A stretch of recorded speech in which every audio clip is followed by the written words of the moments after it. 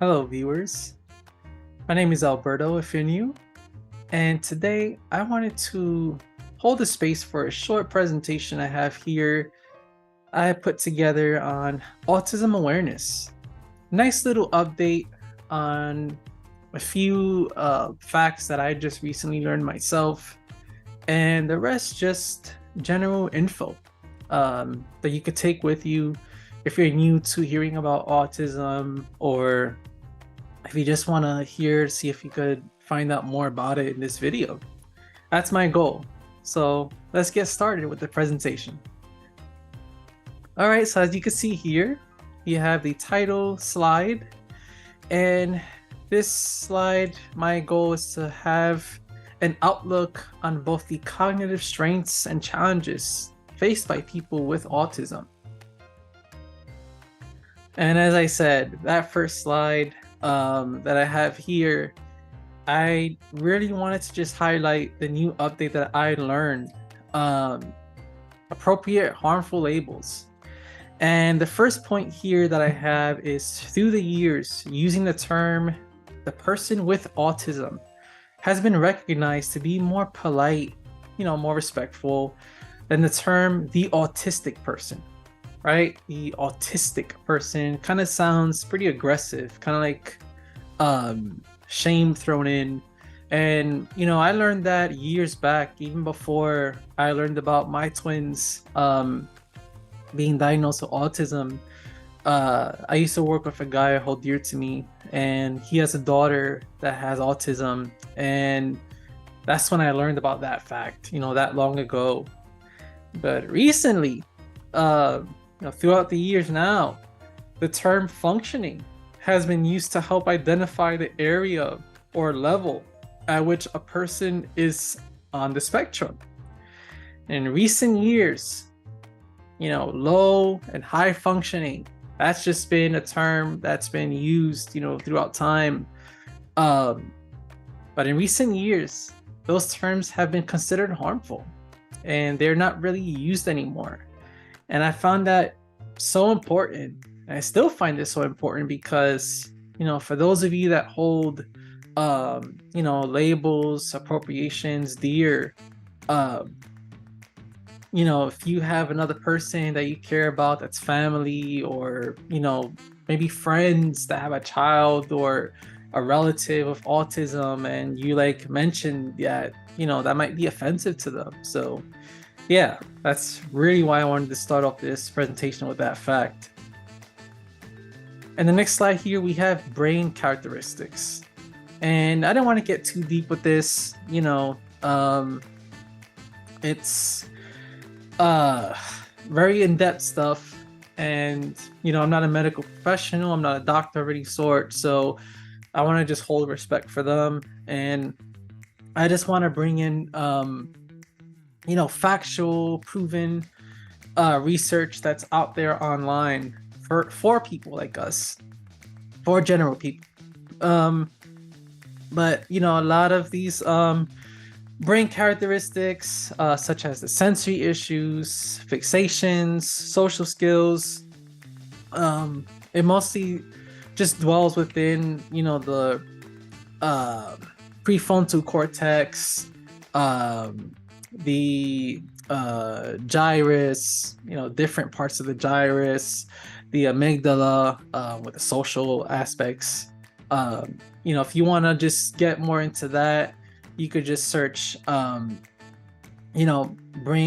characteristics, brain dysfunction with autism, and you'll find that info. But yeah, we have routines, we have stimming, we have perception, executive function, and finally repetition. And this slide, the sensory issues, the stimming, and the social skills, what really stands out for this to me is just a lot of components tie into each other. In the last slide, you saw all of them broken down, but this is brain function, so it's very complex, and sensory issues, stimming, and social skills tie into each other, and that's why I put it into one slide myself. So we have language delays, And we have sensory interests. I put there coping because that's what it mostly falls into.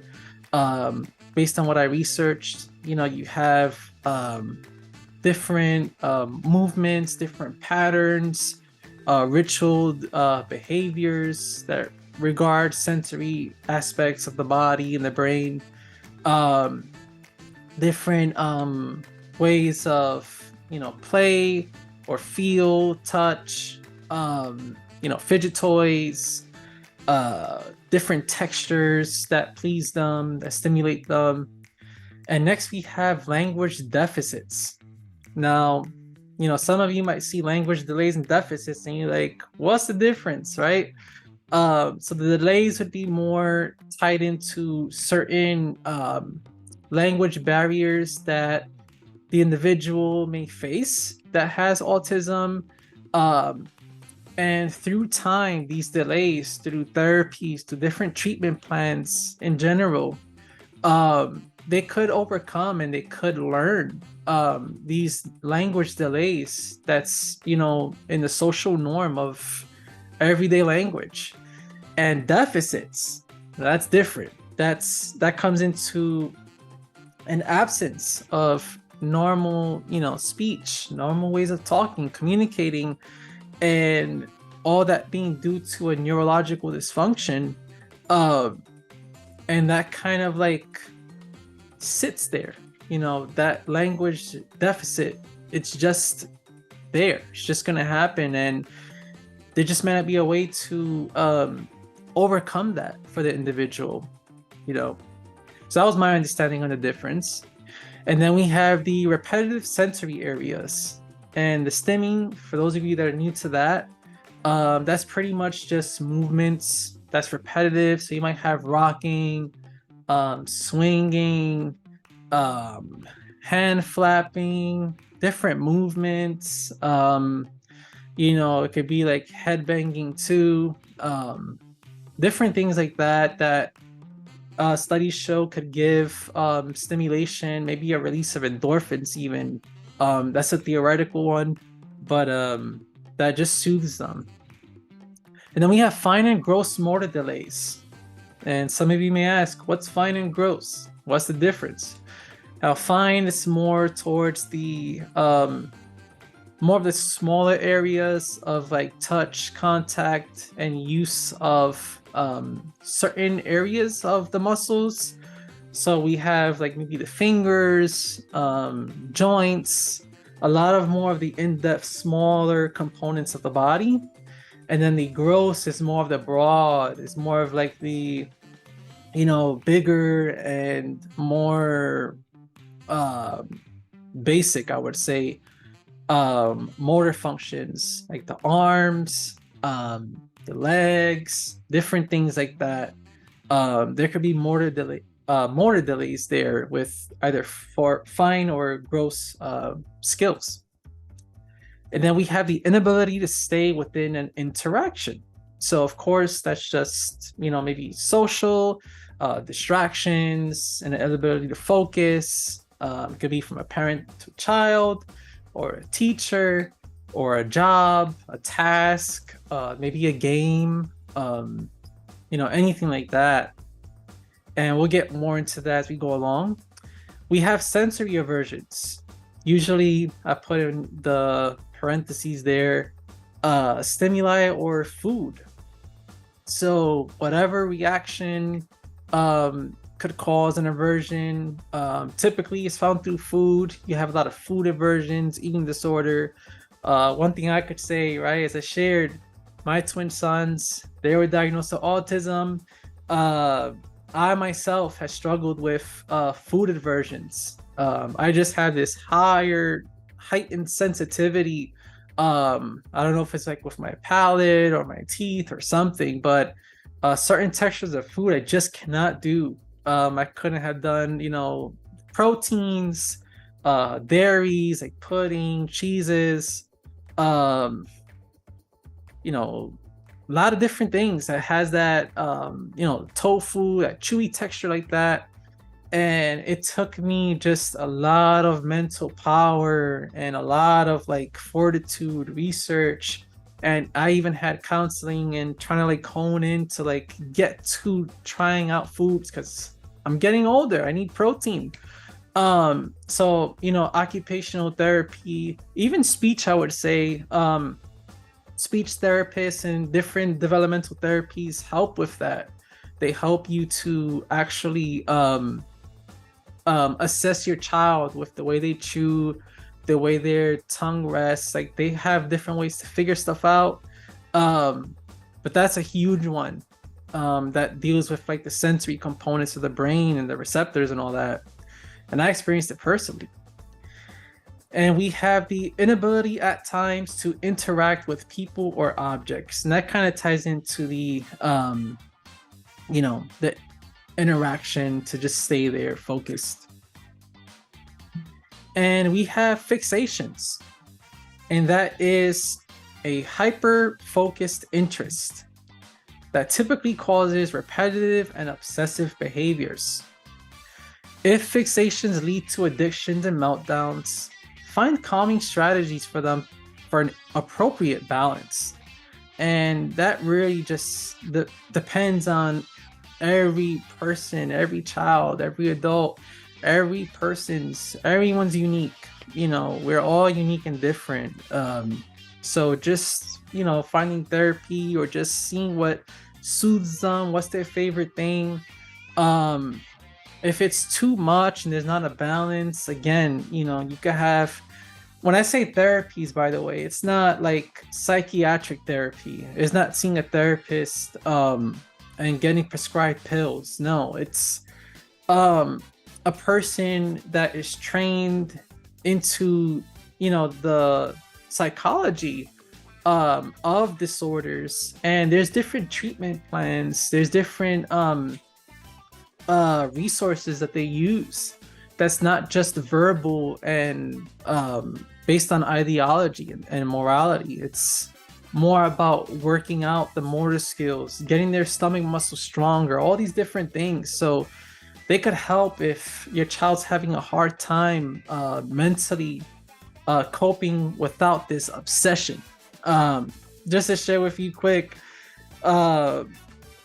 my sons, they don't really have a hard time communicating and holding a conversation, because even if they're not fixated to something 100% with whoever their friend is or family member is, they still try to listen and talk about it and respond. But they just love trains and cars. They love explosions. Like that's just their thing. And I just come up just myself. My wife and I just came up with the routine, the healthy routine of taking a break.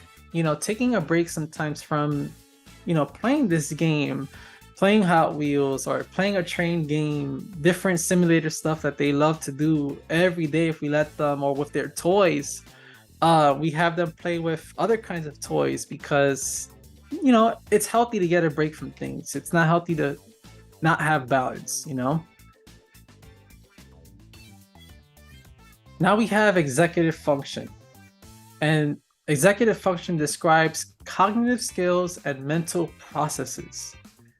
The skills fall into the two categories of regulation and organization. Executive function skills, and this is just a breakdown of skills that every human being has in their brain. So a neurotypical person, for the most part, would have the skill to multitask without being overwhelmed. Paying attention, remaining focused on tasks, and ignore any distractions. Adjust behaviors according to new information or changes in an environment. Absorb, remember, and manipulate new information and sensory input. And regulate emotions, finally. And I put those tiles in different colors there, because that's like every person that has autism, they're just passionate about color. Like almost every person that I've met and that I've just seen, they just love their identifiers of color. So little tribute there. But yeah, that's pretty much the skills that we're all equipped. And when it comes to a dysfunction, it could be from different disorders in the brain. um, as I have here, it is a symptom rather than a diagnosis.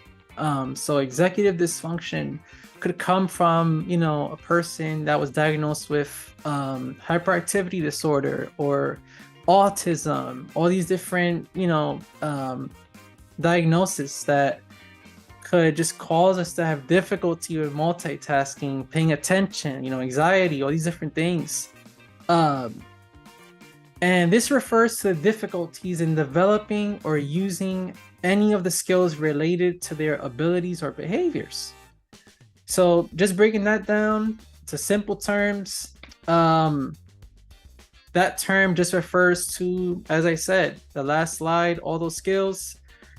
It affects their abilities to do things like those skills, and it causes an effect in behaviors, different tendencies, different traits. Also identified as a challenge in organizing thoughts and integrating the information they have to make it useful for them, despite having a great memory. And that last point there ties into more of the cognitive dysfunctions that autism brings. Uh, you know, just integrating and organizing their thoughts. When you ask them multiple questions or you tell them a lot of things and you need them to repeat it, they hear you, but it's hard to just piece it together. It's hard to just say it back. And they just have great memory. And that was something I pulled off of online. I didn't add despite having a great memory. That's unbiased. And I could attest to that because my sons, it could be a casual conversation. And I'm like, do you remember that time when we watched, the second Sonic movie? And they'll go, oh, yeah. Yeah, when I was wearing the yellow shirt and, they'll say their brother's name and he was wearing the gray shirt and he was sitting in the rocking chair and you were sitting over there and you had this pajama shirt on. And I'm like, what? In my head, I'm like, what? Like, that is a lot, like that is different. People that are neurotypical don't remember those details like that if it's not important to us, right? But it just shows you their way of thinking and processing things is just different. They're intelligent. And here is the autistic behaviors and traits overall. So we have, as you see here, focused interests, literal, stimmings involved.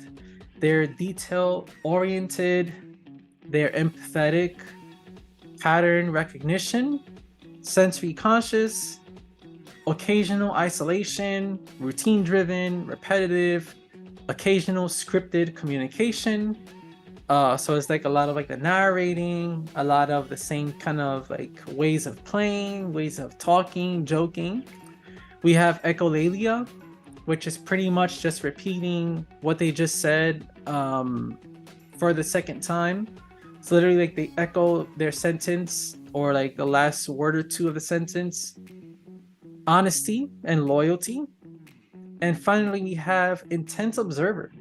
So some of those behaviors and traits, as you can see, they're positive. They're traits that, humanity admires and overall considers a meaningful and beautiful and a trait to be grateful for, and others, it's just different. That's, overall my breakdown in their traits and behaviors. It's just different, and if you're worried about, if you have a child, how you look, if people from the outside see them doing that, don't put that pressure on yourself. And I say that from experience. Whether it's taking my sons to the playground when they were younger, I was a new parent. This was something that was new in the family, managing and parenting children with autism. So I definitely didn't have a manual of that. My wife didn't have a manual for that. And the biggest thing I'll say is to not worry about just social norms and typical society. Don't be embarrassed. Don't feel odd because you're different. Look with the positive outlook. Look with the mindset of the glass half full in this case. See that they're different. See that their brain just needs to rock back and forth at that moment. They talk loud. It's gonna happen. If people don't like it, I mean, it's a free country, right? All you could do if you're caring enough is apologize. But certain things, certain tendencies, traits, just get the acceptance and get the love and appreciation for your child or family member in that has autism. And thanks for watching. Thanks so much.